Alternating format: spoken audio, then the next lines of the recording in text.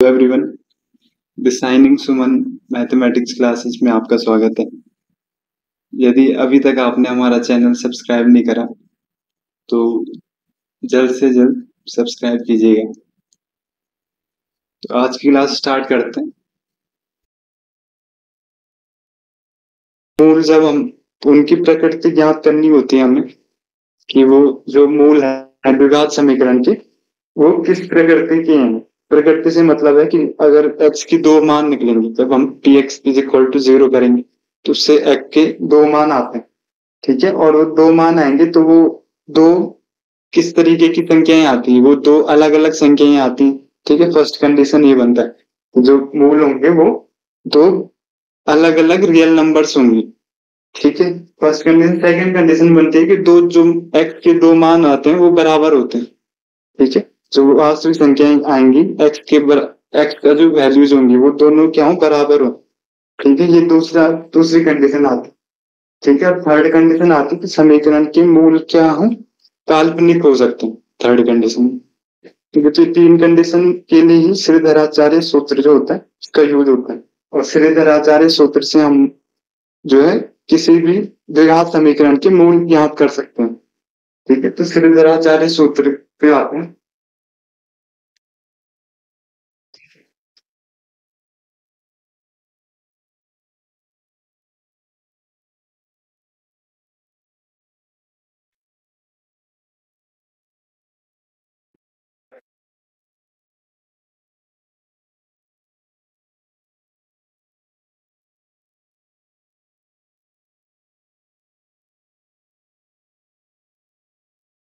श्रीधराचार्य सूत्र क्या होता है, माना हमारे पास कोई जो है द्विघात समीकरण दे रखा है, ठीक है। द्विघात समीकरण जो है मानक रूप कोई हम लिख देते हैं A X square plus B x plus C is equal to 0।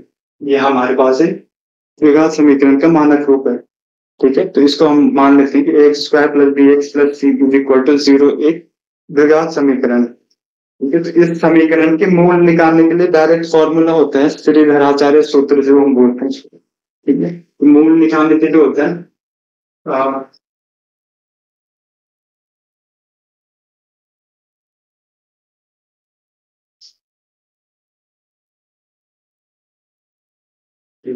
द्विघात समीकरण के मूल जो मूल होते हैं द्विघात समीकरण के, वो होता है कि रियल में x की वैल्यूज होती हैं, x के मान होते हैं, ठीक है। x के ऐसे मान होते हैं जिसको x की यहाँ पे लिख रखते हैं अंदर, तो LHS बराबर हो जाता है RHS, ठीक है। समीकरण संतुष्ट हो रहा है क्योंकि बाएं पक्ष और दाएं पक्ष दोनों बराबर आ रहे हैं, ठीक है। तो उसके लिए डायरेक्ट हम फॉर्मूला लिखते हैं x बराबर माइनस बी,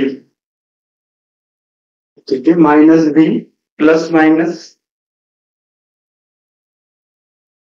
और वर्गमूल का चिन्ह आता है टी स्क्वायर माइनस 4ac, ठीक है। B under root b square minus 4ac और पूरे के हर में लिखते हैं हम अपॉन में, इस पूरे के बटे में आ जाएगा तो गुणा के तो इसी सूत्र को हम बोलते हैं श्रीधराचार्य सूत्र, ठीक है। जो इसका मेन मकसद क्या होता है श्रीधराचार्य सूत्र का, कि उससे हम किसी भी द्विघात समीकरण के मूल ज्ञात कर सकते हैं, ठीक है। और उस मूल वो x का मान होता है क्योंकि तो x बराबर minus b plus minus under root b square minus 4ac upon 2a, ठीक है। इस फॉर्मूले का यूज करके हम डायरेक्ट जो है द्विघात समीकरण के मूल निकालते हैं, ठीक है। सेम इसी तरीके से हमने फॉर्मूला शून्य के लिए पढ़ा था जब हमने किसी भी समीकरण किसी भी बहुपद के शून्य ज्ञात करने के लिए जैसे वहां पे फॉर्मूला था, तो सेम उसी तरीके से फॉर्मूला अलग अलग है, शून्य के लिए अलग था और जो मूल है द्विघात समीकरण के मूल है उसके लिए अलग फॉर्मूला, ठीक है। तो ये द्विघात समीकरण के मूल ज्ञात करने के लिए श्रीधराचार्य सूत्र है, ठीक है। और इसमें इसमें हमें अगर डायरेक्ट बिना मूल निकाले हमें पता कैसे लगेगा कि जो द्विघात समीकरण के जो मूल हैं वो किस प्रकृति के हैं, मतलब वो दो भिन्न भिन्न संख्याएं हैं या दो बराबर संख्याएं हैं, ठीक है। या जो मूल हैं वो दोनों क्या है, काल्पनिक संख्याएं, ठीक है। तो उसके लिए हम क्या करते हैं कि उसके लिए हमें निकालना पड़ता है केवल बी स्क्वायर माइनस 4ac। ठीक है, अगर हमें मूल ज्ञात करना है तो उसके लिए तो ये पूरा फॉर्मूला यूज करना पड़ेगा। अगर द्विघात समीकरण के मूल ज्ञात करना तो उसके लिए हमें इस पूरे फॉर्मूले में क्या रखना पड़ेगा, बी का मतलब है इस समीकरण में एक्स का गुणांक। ठीक है, तो एक्स का जो भी गुणांक होगा उसकी वैल्यू, उसका मान हम यहाँ पे रख देंगे, माइनस का चिन्ह आएगा, फिर एक्स का गुणांक, फिर प्लस माइनस का चिन्ह आता है, वर्गमूल का चिन्ह, और उस एक्स के गुणांक का वर्ग, बी स्क्वायर का मतलब जो भी एक्स का गुणांक दिया होगा उसका हम वर्ग कर देंगे, फिर -4 आएगा और उसके साथ गुणा हो जाएगा एक्स स्क्वायर का गुणांक, ए का मतलब एक्स स्क्वायर का जो भी गुणांक होगा, जो भी रियल नंबर होगा और गुणा में सी, सी का मतलब जो अचर पद है उस समीकरण। ठीक है, पूरे के अपॉन में 2 गुणा में ए। ठीक है, 2 इंटू ए का मतलब जो एक्स स्क्वायर का गुणा। ठीक है, तो इन सब का मान ए बी सी की वैल्यूज हमें यहाँ पे रखनी है। तो ए बी सी की वैल्यूज पुट करने से हमें डायरेक्ट जो है एक्स का मान निकल जाए इस फॉर्मूले से। ठीक है, और जब हम मूलों का जो प्रकृति होती है, ठीक है, वो जांचना होता है कि किस प्रकृति के हैं जो दोनों मूल हैं किसी भी द्विघात समीकरण। उसके लिए हमें केवल बी स्क्वायर माइनस 4ac का मान ज्ञात करना। केवल इसकी वैल्यू हमें फाइंड करनी है, बी स्क्वायर माइनस 4ac बराबर कितना आ रहा है। ठीक है, फिर ये पूरा फॉर्मूले की जरूरत नहीं होती। ठीक है, अगर मूल हमें ज्ञात नहीं करनी है उसके लिए अगर बी स्क्वायर माइनस 4ac तो उसकी जो भी वैल्यू आएगी कोई वास्तविक संख्या आएगी उसके मान में। ठीक है, बराबर में कोई रियल नंबर मिलेगा अगर वो 0 से बड़ा है, ग्रेटर देन 0।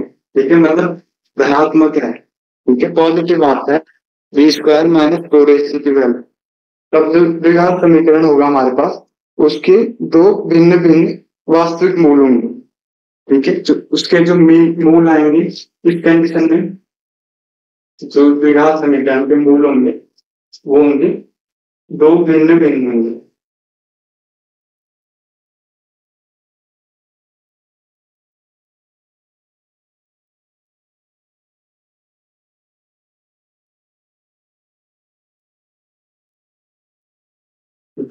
जो भी मूल होंगे उनकी वैल्यू क्या होगी, अलग अलग होगी। जब बी स्क्वायर माइनस 4ac 0 से बड़ा होगा, ग्रेटर देन 0, मतलब उसकी जो वैल्यू होगी वो बहुत धनात्मक होगी, पॉजिटिव होगी। तो द्विघात समीकरण के 2 भिन्न भिन्न और रियल जो होंगे मूल होंगे, वास्तविक मूल होंगे।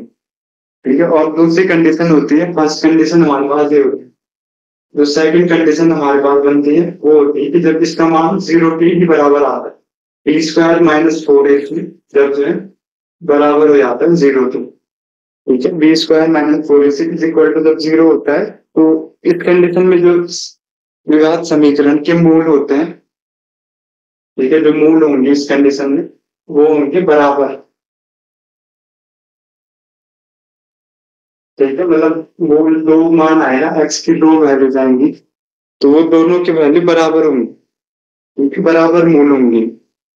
और लास्ट थर्ड कंडीशन आती है उसमें बी स्क्वायर माइनस 4ac की वैल्यू 0 से कम हो जाती है, लेस देन 0, मतलब नेगेटिव जब आती है। ठीक है, जब जो है थर्ड कंडीशन हम देखते हैं, बी स्क्वायर माइनस 4ac इसकी वैल्यू आती है लेस देन 0। ठीक है, मतलब 0 से छोटा, 0 से छोटा होने का मतलब है कि नकारात्मक नेगेटिव वैल्यूज होते हैं, ऋणात्मक मान होते हैं। बी स्क्वायर माइनस 4ac का मान क्या होता है, ऋणात्मक होता है, नेगेटिव होता है। इस कंडीशन में जो द्विघात समीकरण के मूल होते हैं वो काल्पनिक होते हैं। ठीक है, तो मूलों की प्रकृति होगी इस कंडीशन में, जो भी मूल आएंगे वो होंगे काल्पनिक।